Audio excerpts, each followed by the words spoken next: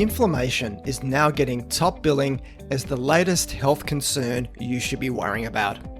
From avoiding so-called inflammatory foods to eating anti-inflammatory foods to treat and even cure inflammation, is there no disease that cannot be explained by our understanding of inflammation? Far from something scary, inflammation is a natural process that helps your body heal and defend itself from harm. It is only when inflammation becomes chronic that the story changes. In this podcast, I'll explain just what exactly inflammation is, what causes it, when it is good and when it is bad, and importantly, what role diet and lifestyle habits play in inflammation. Let's start off this podcast by defining what exactly inflammation is. Inflammation is the body's normal response to protect against infection, injury, or disease. It involves several components of our immune system, from the activation of white blood cells to the release of chemical inflammatory mediators. Inflammation gets a pretty poor showing in the health and wellness world. And while some of the negative press is justified, you should be thankful that your body is capable of going into an inflammatory state. Without inflammation, wounds and infections would never heal. That's because inflammation is part of the body's defense system. But here, we're talking about acute inflammation.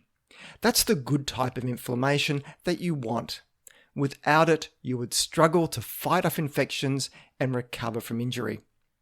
So every time you cut or burn yourself, graze your knee or sprain your ankle, the pain, redness, and swelling you see is all part of the body's inflammatory response that starts off the healing process. You would also know that this type of inflammation dies down after a short time, and long-term recovery and healing takes over. The evil cousin of acute inflammation is chronic inflammation. That's when inflammation sticks around at a low level or over a long period of time, having detrimental effects on our health. Think of it as friendly fire from your immune system reacting to something that it perceives as a threat. And here is a key point. Unlike acute inflammation, which shows up as redness, swelling, and pain that you can see and feel, chronic inflammation can be invisible. It is hard to detect chronic inflammation, so we have proxy measures for it, like a blood test for an inflammatory marker called C-reactive protein, or CRP for short. Now, just why chronic inflammation is bad news for your health is from a multitude of problems, including a progressive shift in the type of white blood cells present at the site of inflammation, particularly the presence of macrophages. Macrophages are specialized cells involved in the detection and destruction of bacteria and other harmful organisms. In addition, macrophages can also present antigens to immune T cells and initiate inflammation by releasing molecules known as cytokines that activate other cells. Chronic inflammation also increases platelet activation and blood clotting. It depletes intrinsic antioxidants, generates free radicals and amplifies oxidative stress, delays wound healing and tissue regeneration, and to make things even worse, promotes cell aging and premature cell death. So it is not too much of a stretch to say that many chronic illnesses such as heart disease, type 2 diabetes, and even some forms of cancer have chronic inflammation at their core. You'll also come across it in conditions such as inflammatory bowel disease and even some forms of depression. So the million-dollar question: what causes inflammation? It's a long list made up of viruses, autoimmune diseases like rheumatoid arthritis, smoking and pollution, and pathogens that the body can't effectively repel. Aging itself is also linked to inflammation. So too is obesity, in particular central adiposity, which has more macrophage cells localized in fat and thus produces more inflammatory mediators. And fun fact, lack of sleep, especially that seen with shift work, can disrupt our circadian rhythm and alter the gut microbiota, and in that way may promote chronic inflammation. And check out my previous podcast, episode number 42, on the link between poor sleep and metabolic disease. And to stay on theme for this podcast being mostly about nutrition, a pretty poor, typical Western diet, high in highly processed convenience foods and added sugars, and low in minimally processed plant foods, has also been strongly implicated to chronic inflammation.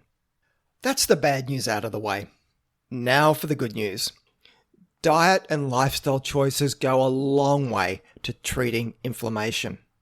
And for diet, what is widely considered an anti-inflammatory diet is one high in fruits, vegetables, healthy fats, legumes, and whole grains. A Mediterranean-style diet would be one such variation of this theme, especially when you add in fish and olive oil. And it's also one of the most researched dietary patterns. And I'll put a link in the show notes to a recent review paper outlining the research around the Mediterranean diet and inflammation. But it doesn't stop there. Exercise is also a potent force against chronic inflammation, with a negative association between physical activity and blood levels of CRP. Weight loss is also effective in lowering inflammation because a decrease in body fat mass means reducing the inflammatory factories, being the fat cells and their associated macrophages. Quitting smoking is a clear win if you want less inflammatory stress in your body. And then we have dietary fiber, which is inversely associated with blood CRP levels. And that last point on fiber is a big one because it's primo fuel for our gut microbiome, which is a big player in chronic inflammation, especially when you consider our gut is the home to most of our immune activity. When certain beneficial bacteria ferment fiber, they produce a compound called butyric acid that helps mediate the immune response, lowers circulating inflammatory markers, and improves the integrity of the gut barrier, keeping a lot of the invading pathogens out of our body. Beneficial microbes also help fight off more inflammatory, gut-damaging microbes directly by suppressing their growth. In fact, a recent meta-analysis published only in 2020 looked at the effects of probiotics on inflammatory markers, which I'll link to in the show notes. And the finding? Probiotics could significantly reduce blood measures of inflammation, including CRP and a bunch of cytokines linked to promoting the inflammatory response, including TNF-alpha and several interleukins. Interleukins are a group of naturally occurring proteins that mediate communication between cells. Interleukins also regulate cell growth, differentiation, and motility, and they are particularly important in stimulating immune responses, such as inflammation. So because of the connection between the gut microbiome and inflammation, fiber or prebiotic fiber is one of the best anti-inflammatory foods you can consume, and you'll find it in so many different fruits and vegetables, whole grains and legumes.